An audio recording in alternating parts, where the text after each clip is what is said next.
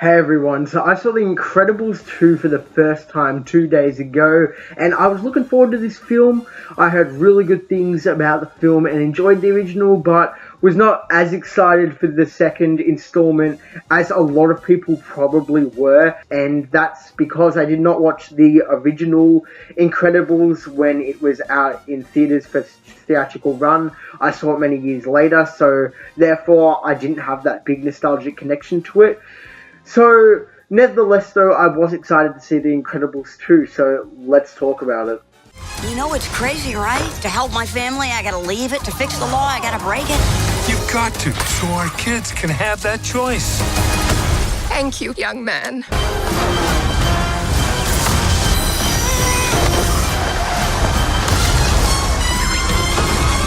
Combustion imminent? What does that mean? Ah! It means fire, Robert. The Incredibles 2 picks up after the original and follows the superhero team trying to stop the Underminer from attacking and robbing the city, which brings up discussion about the team as superheroes are illegal. When a man named Winston Dever approaches the team regarding wanting to make superheroes legal again, Elastigirl is assigned a new task to provide a superhero's point of view on crime fighting to try to change the public's perception of superheroes in an attempt to try to get them legalized once again. However, when a mysterious new villain named the Screenslaver begins to take control of people, it is up to Elastigirl and the Incredibles to try to stop the villain.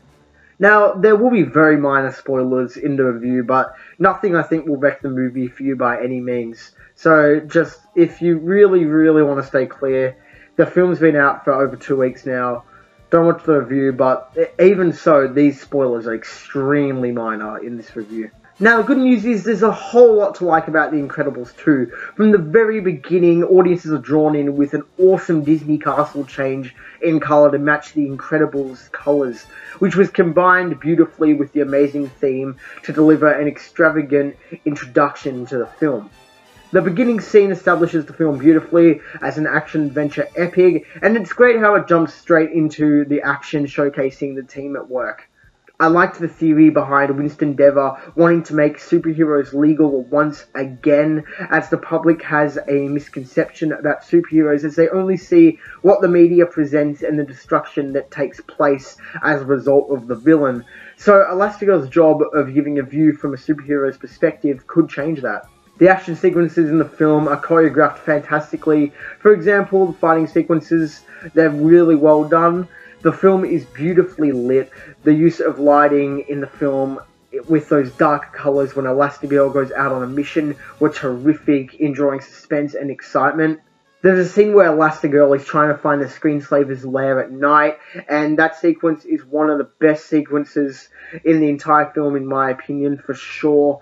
I thought it was very well made, and the way it drew suspense and used dark colours and shades of black in the animation really helped draw suspense beautifully and felt like something you would actually see in a live-action superhero film, something like Batman. The film really works when it's trying to be suspenseful, and that's one of my biggest praises for it, as it delivers tension beautifully.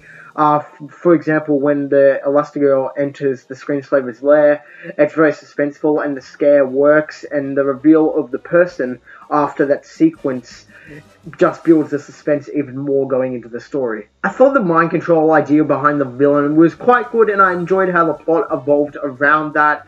The villain's motivations and why the villain was doing certain things the villain was doing, I thought was alright. It probably could have been better, but I understand where the villain's coming from, and it still delivered a good enough motivation for me to understand now what the villain was trying to do. However, I wish that the villain reveal who the Screenslaver actually is was revealed later in the film. I feel like it's revealed a little too early, possibly in that second act, and I feel like if they had have left it to the third act, it could have benefited a bit more from the surprise. They could have built up the suspense a bit more, and it would have been a little bit more of a powerful reveal. But the creativity regarding the way the Screenslaver could implement mind control on victims was creative too, with, for example, there were glasses, putting the screen on the glasses so they didn't realize they were looking at a screen. And a scene involving Mr. and Mrs. Incredible. I won't spoil that, but that was a very well done scene in relation to how mind control is implemented. Same with the glasses. Mr. Incredible, I wish had more action sequences, although it was nice to see him parenting, and I understand why they have placed a female in the action spotlight in the film, but I kind of wish we got more scenes with Mr. Incredible in action, and you feel for Mr. Incredible when Helen is getting the spotlight, and it is kind of just irritating how Helen got to have the spotlight for pretty much the whole film. When it is a family-based film, it's called The Incredibles, not Elastigirl. And, you know, it would be fine if Helen got the spotlight for most of the movie if it was an Elastigirl movie, but it's an Incredibles movie, and the whole team is superheroes.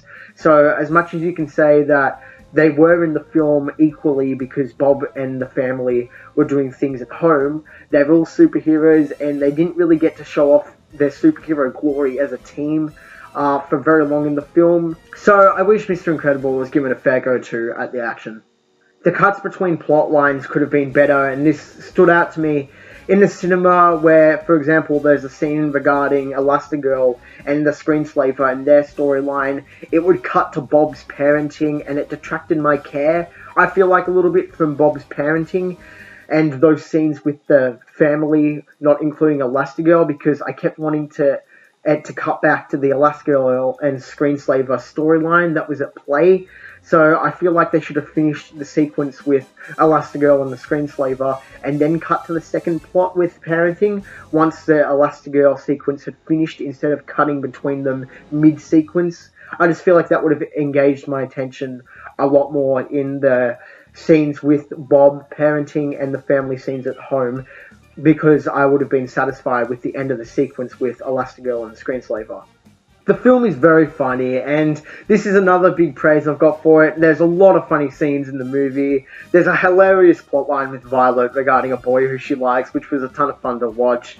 Jack was absolutely terrific. He had very creative powers and was very funny and really was a shining light in the film, which I didn't expect going in. Edna was also charming for the little we saw of her. There's a very funny sequence involving her and Jack after she's learned how to sort of control Jack and his powers, which included Jack acting very professional with a lollipop as a cigarette, I believe, and using a sophisticated hand recognition device. So I thought that was a pretty funny scene. Frozone is great in the movie. He's terrific. Samuel L. Jackson gives an absolutely fantastic voice performance as Frozone. He was charming. The use of his powers in the film were great, very creative once again, and I felt like we were giving an adequate amount of time with his character, which was great. I also liked Winston a lot because of how enthusiastic he was about superheroes, and I enjoyed his motivation behind wanting superheroes to be legalized again. Now, the film has a fantastic score, which really makes the movie feel like a superhero epic.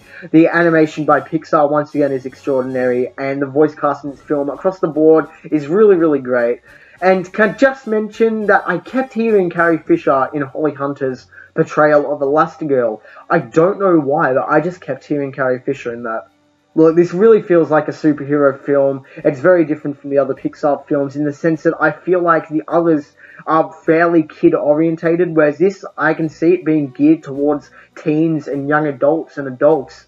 Overall, The Incredibles 2 delivers a very good story with funny moments, beautiful animation, and feels like a superhero epic. If you like the first Incredibles, I think you'll like this one too. I'm going to give The Incredibles 2 a 7.85 out of 10.